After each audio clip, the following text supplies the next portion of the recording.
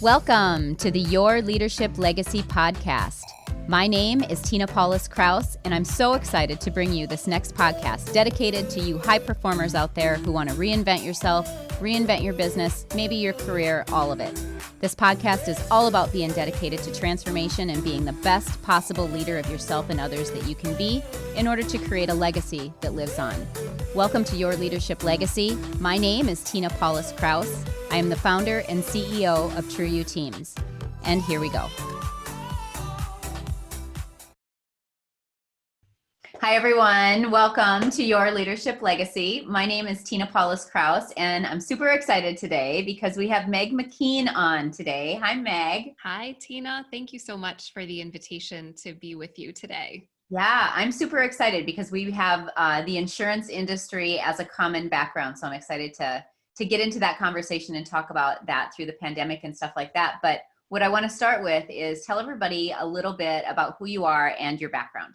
Yeah, so I love that we are sort of sisters in insurance, if you will, and I never get tired of hearing the stories, how we're able to carve out these career paths that are so different, but yet have so much commonality and that we stay in the industry. So right. I left insurance 3 years ago. I took a year off and I did some soul searching and some traveling and really considered what my future might look like. Also happened to coincide with my 40th birthday. So Awesome. Might have been a bit of a midlife crisis going on there, but I'll never admit it. And we're all entitled to one midlife crisis. Right. And it was a gift. It actually gave me a bit of distance from the industry and a realization that I was just totally out of alignment. The work I was doing and what I believe and what I wanted to accomplish professionally just wasn't happening. And I realized what an opportunity and a gift there was for me to come back to the industry, but in a very different way. And that's where Adjunct Advisors, which is the name of my firm, was born. And really everything that I do serves the basic belief that the way we buy and sell insurance should be better. We deserve better as salespeople. We should feel a sense of pride and honor to do the work that we do. And unfortunately, the standard has become so low in the industry that there isn't that was really lacking. And I certainly felt that way when I stepped away from the industry. So So what was it that led you to even really know that like, what was that calling? What was that urge? What was that thing inside you that said like something's not right? Yeah. So personally, and you know me, and knowing me as you do, I can't leave out the important details. So I tell the whole story and I don't edit it. Awesome. I am single. And so for me, the decision to take a step away did not carry the weight that it does for a lot of people, particularly women. And I appreciate my position in that. So I don't have young kids to think about college funds. I live in a very, affordable condo in Chicago. My overhead is low. So when it really came to answer that question, well, what if I took this step away? I didn't have all those very natural roadblocks. How would I support myself? How would I pay my bills? I was able to hatch a pretty fair financial plan in order to do that. What I didn't expect is that I would be here 3 years later chipping away at it, right? It's been a journey in this world that we're living in right now. I am a small business owner. I am not immune to what we are experiencing as an economy from a small business owner standpoint. So I feel this very differently than I did, say, 10 years ago when the economy took a different turn as well. So that said, it really stemmed from this belief, and a lot of it from spending time with other very entrepreneurial women who allowed me to see in myself the gift. I use that word and it sounds so egotistical, but we're all good at certain things, and some things we have to force ourselves to be good at. Math and numbers, not my thing, never been my thing. How I ended up in insurance, calculating accounting discrepancies and payroll deficiencies, never made any sense, candidly. And when I was really honest with myself about where I get my energy and where I'm most beneficial to the people I serve, it's in this human side of the business. It's in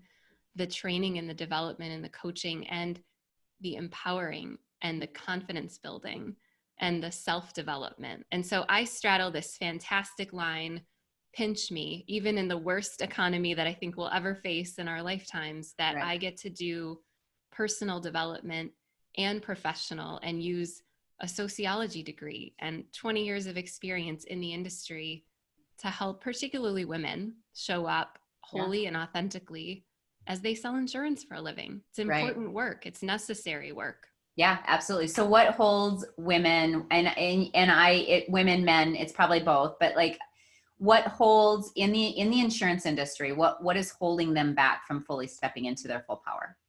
A lot of it has to do with the conventionality of the industry, right? Like we still have a very backward looking and a very, I'll say, mature demographic in the industry. And so for a lot of women just starting out, the path is not clear. So they might start working for a small to mid-sized firm that doesn't have a built-in training program. So they start on day one and they're optimistic and they've got all the ideas and the creativity in the world and how they're going to get where they want to go. And I get it, because the sky really is the limit. I mean, financially, there's just no better industry to be in. No agency principal is ever going to sit you down and say, oh, honey, you're making too much money. You got to slow down, right? So it's good and the potential is great, but yet there was just this void, right? So like everybody's got a system, follow my 5 steps and you'll 10x your business overnight, and just do it the way I did it 40 years ago and you'll be successful. And if after 6 months you're not, well, then you must not be cut out for it and you move along and you do something else. And right now isn't there so much in what you're saying right now, right? So like right now as an industry, we can't afford to have people leaving. No. We need physically, we need bodies, right? We need talent. And I believe personally, and this is where the magic happens for me, we need people who view what we do with heart and compassion and empathy, not with lower pricing and bashing the competition and creating fear and creating anxiety. There's such an opportunity right now to introduce an entirely new dialogue.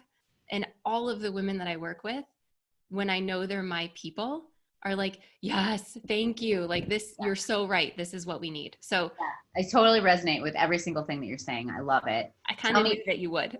Yeah, right. Yeah, it's like, so your people, I love that you said that. So who is somebody that you would work with? Like, what are some of the characteristics? So for people that are out there watching right now, I think what happens sometimes is they'll listen to a conversation like this and they'll be like, yeah, I get what you're saying. I'm just not sure what the next step is. I'm just not sure how to move forward from that. So like, who is somebody, the first question is, who is somebody that would come to you? Like, what are driven, what are their characteristics?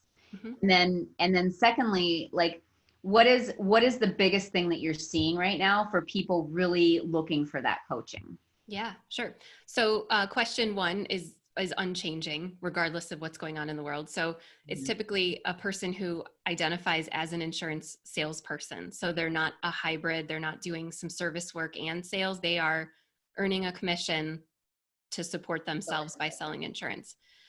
It's naturally women because of my voice and because of my style tends to lend itself to the feminine. It doesn't mean that I don't have male clients, because they're certainly out there too.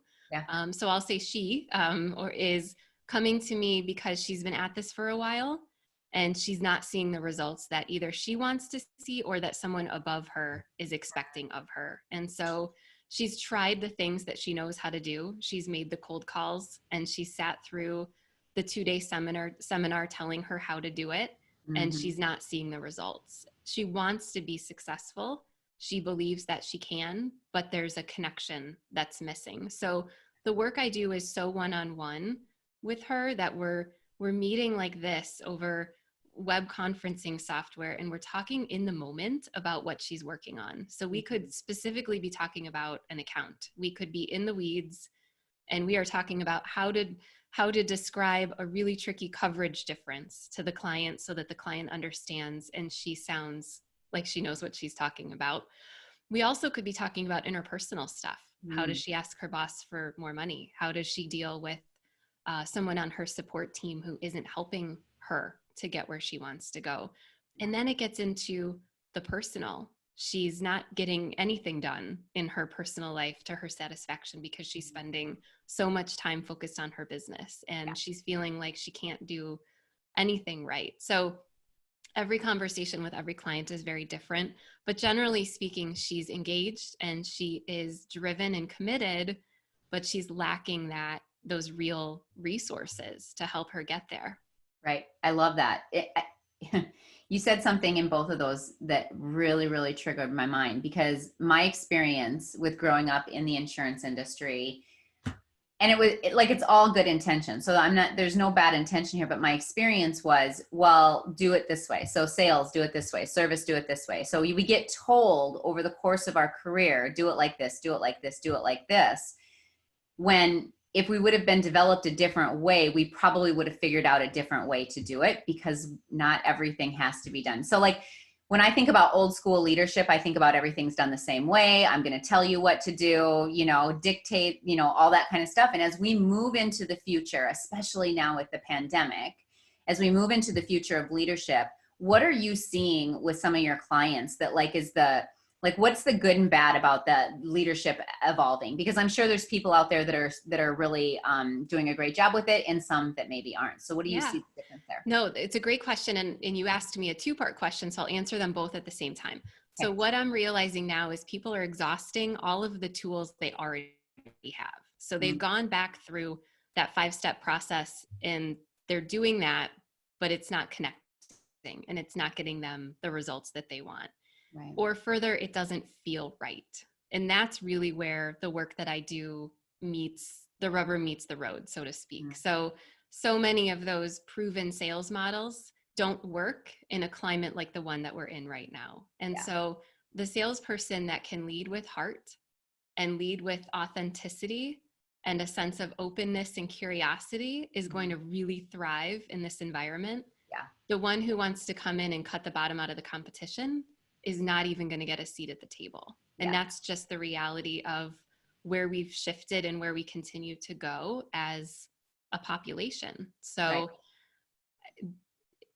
good for me, I guess, that aligns so closely with the work that I do, which often does feel ahead of its time. There's a lot of people that have made a really successful career out of selling in that kind of old school way. Yeah. And I'm not discrediting it.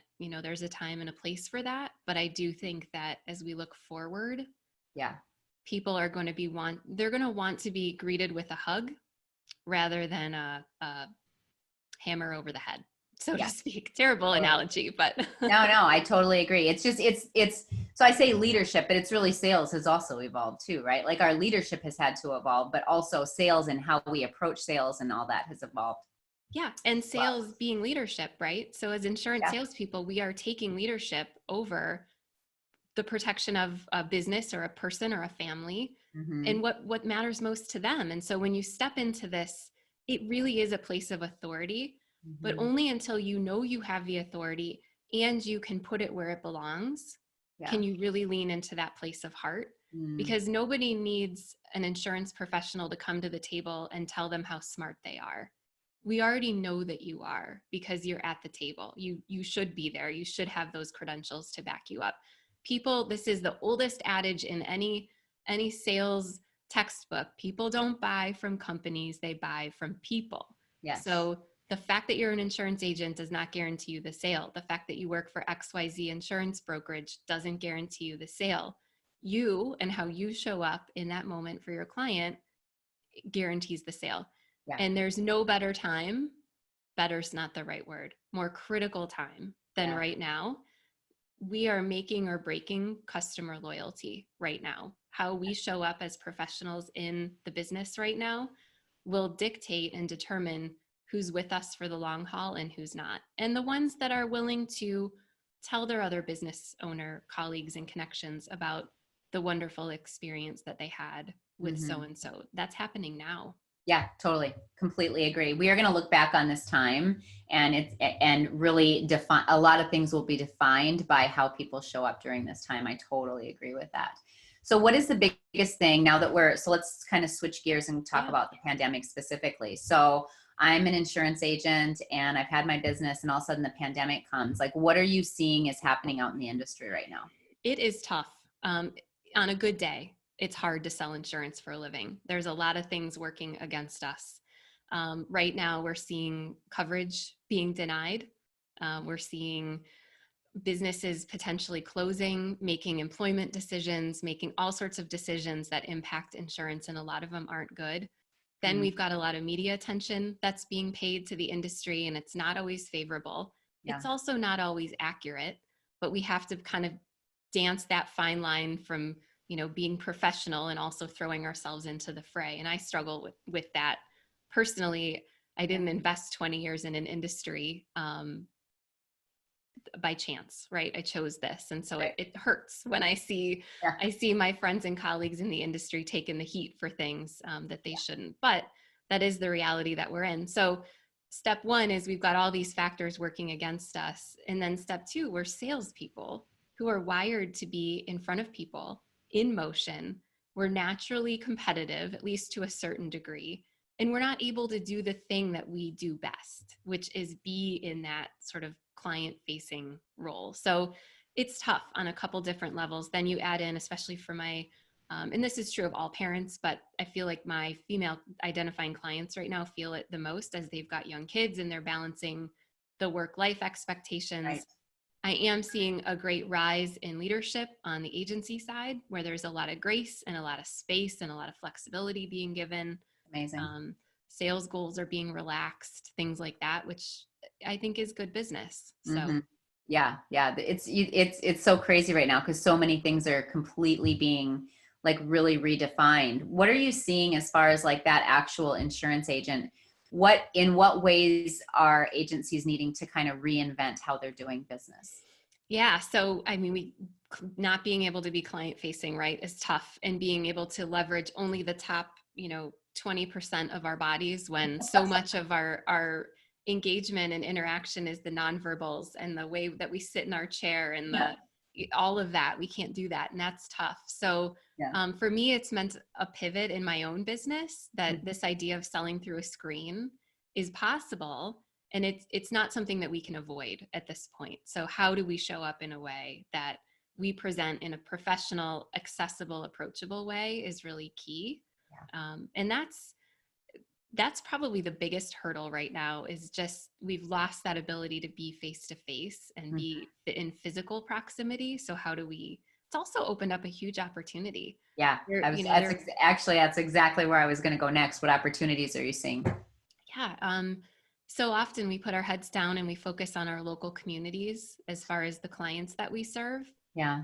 The entire United States, in theory, of course, you need the proper licensing and all of that. Let's not forget that we're working in insurance, but everybody in a sense has become, a potential client now that the expectation is that we meet this way. And how many new connections are we making now that in our next normal might solely be virtual, and that might be perfectly acceptable to them. So there's an opportunity there. There's an opportunity to try out new language. Everybody right now is giving everybody exponentially more grace. I said that earlier, but if there's somebody that you really want to talk to and you really want to meet, of course, you're not going to call them out of the blue and say, can I try to sell you some insurance? But is there something you can offer them? I'm seeing some salespeople in my wider network who are doing really good things in terms of being value providers. Right. I think it's frankly, being of service, right? Yeah. I think there's an opportunity to do a lot more. And that frankly comes from a place, I don't think we're visible enough. I think we are still in a big way getting in our own ways as far as how we put ourselves out there. I know, I do a lot of work on LinkedIn. Yeah. I'm connected to lots and lots of insurance salespeople. Right now is without a doubt the best time to be on LinkedIn. And so few of them are. Few of them are. And if they are, they're sharing white papers and industry data and things that really don't feed into that heart and emotion connection. And it's such a miss. So, videos. Yeah. Get your face out there, right? Like I'm seeing that too. Like people are so weirded out about having their video on in a Zoom call. Yeah. And that's the future. Like that's where we're going. That's what's going to connect people. If I can't be in the office 100% of the time, whether it's now or moving forward, like we're going to have, we get used to really communicating. I just keep thinking I had my brother retired from the military last week. Mm. And, you know, for a retirement party, you only will probably get people that are in that, you know, direct proximity. And we had like almost 100 people on this call from all over the place that were able to join in on his celebration with him, right? So it's this whole paradigm of working differently and thinking differently. Mm-hmm. And so one of the questions that I ask everybody that's on, because the name of the podcast is Your Leadership Legacy, is what leadership legacy, Meg, are you aspiring to leave?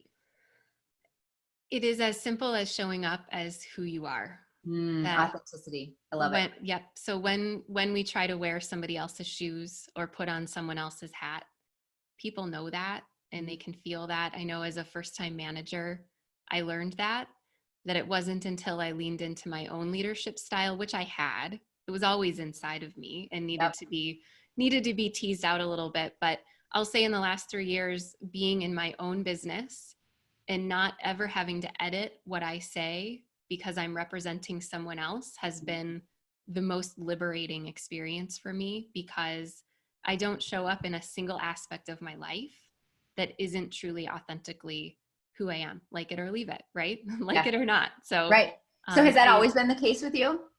Of course, no. And there are people in my life that would say it's still not true, right? Because I've come across, right. And I love that feedback. I come across as, you know, this very put together, you know, I'm not super emotional. I don't cry at the drop of a hat. I don't get mad. And so there's this idea that like, one of these days she's just going to completely let go and right. And I've learned, the writing that I do on LinkedIn is very therapeutic for me. And I do it and I expose myself there in a way, so to speak, because if one single woman reads what I post and says, she gets me, then I know I'm doing the right thing, because I don't need to appeal to everyone. I just need to appeal to the people that I want to serve. And so there's just, again, this opportunity right now to show up authentically and kind of take off the titles and take off the veil,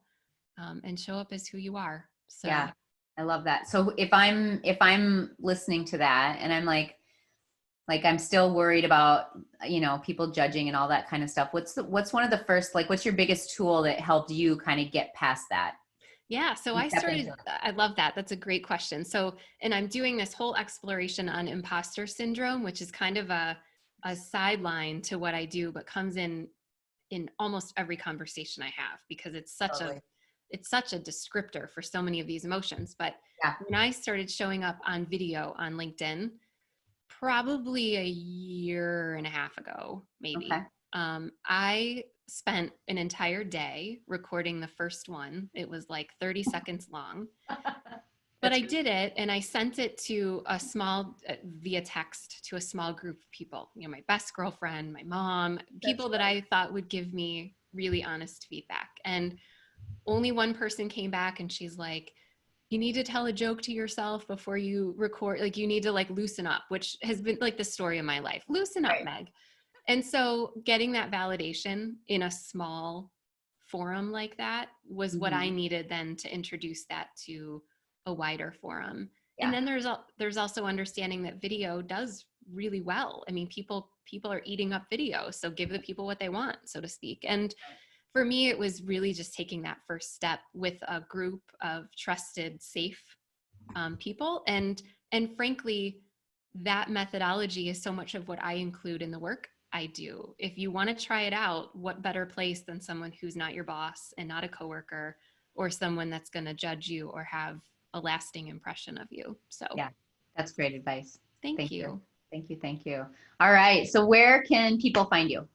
So I'm obviously on LinkedIn. I've mentioned it 742 times. And I am, you can find me at adjunctadvisors.com is my website. And there's all sorts of ways to interact with me there. And I hope that people do. I hope that your listeners feel inspired to connect. I will never be done meeting wonderful people accomplishing great things in business and in our industry, candidly. Yeah. Yeah. As you know, I mean, we've talked about this. My background is insurance with agencies and all that kind of stuff. And, for agents to be able to bring you in to really help them find their authenticity, find their North Star, build their vision, it's super huge. So hopefully anybody that's out there that's listening to this, call Meg right away. Love it. Thank you. All right. Well, we're gonna wrap it up. Oh, you have a free gift. Let's talk about your free gift. I do. Feel free, head over to the website and under services, choose consulting and book your free complimentary coaching session. Yes. So go do that right now. All right. Thank you, Meg, so much for everything. I love your work. I love what you're doing. I love what you're doing in the industry. It's so important, and it's really important work. So thank you. Thank you. All right, you guys, that's it. We will see you next time on Your Leadership Legacy. Thank you.